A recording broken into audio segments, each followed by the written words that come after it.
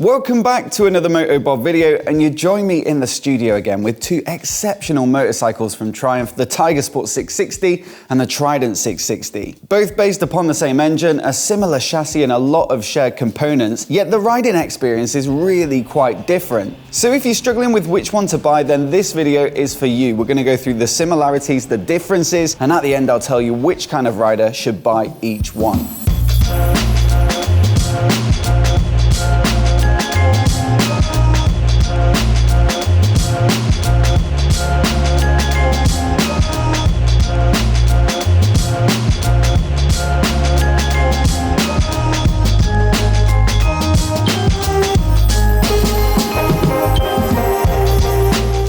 But before we get started, a massive thanks to Fowlers in Bristol for lending me their Trident demo today. If you're in the Southwest and you fancy demoing either of these bikes, head to the link in the description and I'm sure they'll be happy to help. Also a massive thanks to Speedo Moto for sponsoring the channel. I'm wearing their Husky Core jacket today, their Robbie Arm jeans, and also their Onyx gloves. So if you like the look of anything you see in this video, again, head to the link in the description. So let's start with those similarities, and there really are quite a lot. I mean, the engine is identical, so it's a 660cc inline triple, and it makes 80 horsepower and I think 64 or 67 newton meters of peak torque in both bikes, so there's no difference in power output. Look, it's a really nice smooth engine, and that peak power figure is very competitive when you look at the other bikes in each of their markets, but at the same time they've given it a very approachable throttle map. So it shouldn't be at all intimidating for newer riders, and for more experienced riders, if you're riding in the city and commuting, you don't really have to slip the clutch so much, you can just ride it on the throttle. Now wrapped around it, we've got a tubular steel frame. It looks pretty similar on both bikes. There are some slight differences I'll get onto later. There's a steel swing arm as well, and then it's all suspended on 43mm upside down Showa forks, no adjustability there, and then a Showa shock with preload adjustment. In terms of braking, you get 2-pot Nissin calipers that perhaps don't look,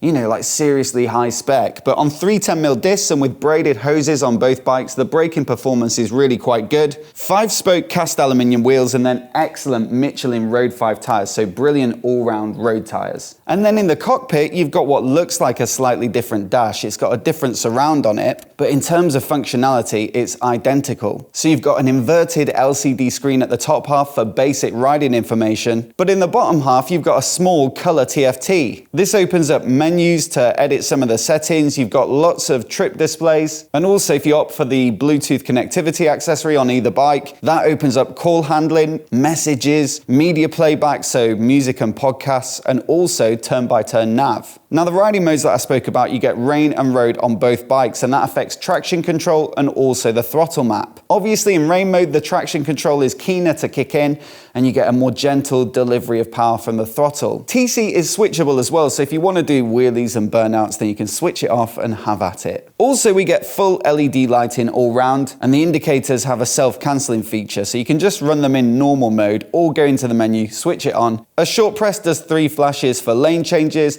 and a long press does full self-cancelling. In the accessories catalogue for both of these bikes, you'll find similar items. Some of the stuff I'd spec would be the heated grips, USB charger under the seat, and also the quick shifter. I owned the Trident last year, had the quick shifter fitted, and it really did give it a very sporty, fun feel. But you know, it doesn't take a genius to see that there are some key differences on the Tiger Sport. You've got this fairing for a start. Plenty more wind protection, it gives it more of a cocooned feel in the cockpit, and also the screen's adjustable with one hand while you're on the move, which is a really nice feature. Moving back from there, we've got a larger capacity tank as well, so that's going to give you more range, so ideal for touring and commuting and motorway work. And then also the riding position has really been geared much more towards comfort. The handlebars are higher, wider, and closer to the rider. The seat sits a little bit taller as well, and that helps them to open up the knee angle, so there's more space between the seat and the pegs. Part of the seat height increase as well is down to the longer travel suspension, so it's just got an overall taller stance. And then also at the back here, we've got a much longer subframe, so if you get the tape measure out, from the base of the Trident tank to the back of the seat, it's about 615mm, whereas this bike, it's 740, so quite a lot more space. That means you get a bigger pillion seat, you've got grab rails as well. And also there's integrated luggage mounting points here. You get a little extension for the hill guard for the passenger pegs there. And that means you can fit side cases, pretty big ones as well in the accessories catalog. And also there's a rack and a big top box too. That's a nice feature, those mounting points, because it does mean that if you want to take the luggage off, it still looks really clean. And another neat feature on the Tiger Sport is that the preload adjustment, which like I say, you get on both bikes, but it's done with a remote knob on this one, so you can make changes quickly without having to get a C-spanner out. So look, out of the two, this is obviously the one to go for if you're doing commuting and you want a bit of weather protection if you commute year round. It's the one to go for if you do motorway work. I mean, you can get some accessory handguards, heated grips, and then with the windscreen up, you get good protection even at motorway speeds. If you like to ride two up, then definitely go for this one. I got a lot of questions when I bought the Trident, and I posted a couple of initial reviews. People said, is it any good for passengers? Is it okay for fitting luggage? Not really. I don't think it's designed for that. And it'll be okay for short stints, but if you're doing touring, weekends away, that sort of thing, then definitely go for this one. Then there's the luggage. Like I say, have a look at the configurator. There are some good options. You can also get color infills to make it match the rest of the bike. And all round, this just makes for a better tourer, workhorse, commuter type bike. The other thing to consider is if you're a little taller, then the Trident is going to feel quite small. The extra width in the bars, the extra seat height here, and that extra space for your legs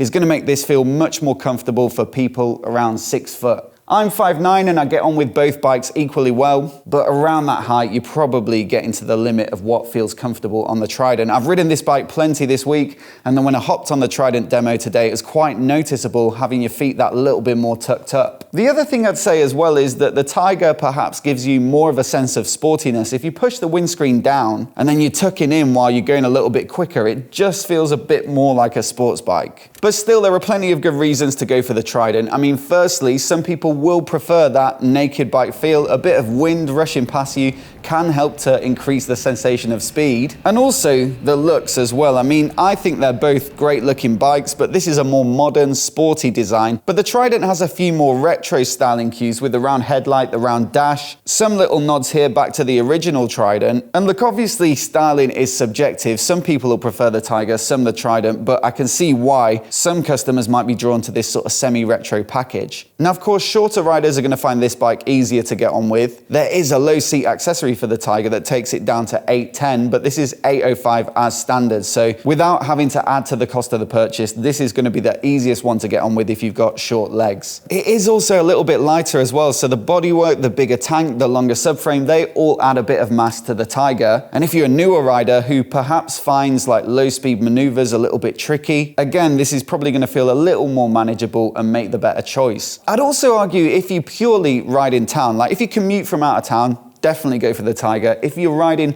solely in town and you want the most agile and nimble bike, the one that will fit through all the gaps when you're trying to filter, then again, the smaller size of this just makes it feel super nippy. And then last up, there's the price, of course. This is about $1,000 cheaper. So if you really don't feel like you're going to use the benefits of the Tiger, that's a decent chunk of cash to save. Both of them are great value for money in my book. The engine is excellent. The handling is typical Triumph, as is the level of finish, despite them both being at quite affordable price points. But yeah, if you've got a hard budget, then this is a lot of bike for a touch over $7,000. Anyway, I hope you found today's video useful. As always, I'd love to know which one you'd pick down in the comments below.